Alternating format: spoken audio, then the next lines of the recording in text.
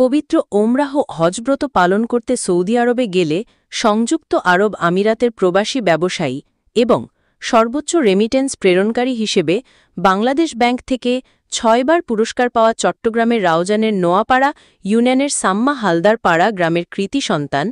আলহাজ মোহাম্মদ জসিম উদ্দিনকে মদিনা শরীফের সম্মাননা জানিয়েছেন নোয়াপাড়া ইউনিয়নের নিরামিষ পাড়া গ্রামের সৌদি আরব প্রবাসীরা। ৪ সেপ্টেম্বর বৃহস্পতিবার রাতে মদিনা শরীফ অবস্থানকালে ব্যবসায়ী আলহাজ জসিমউদ্দিনকে এলাকার গরিব দুঃখী মানুষের জীবনমান উন্নয়ন এবং একের পর এক নিজ অর্থায়নে কোটি কোটি টাকা ব্যয়ে সড়ক বানিয়ে মানুষের দুর্ভোগে কমাতে এগিয়ে আসায় তাকে গ্রামবাসীর পক্ষ থেকে এ সংবর্ধনা দেওয়া হয়।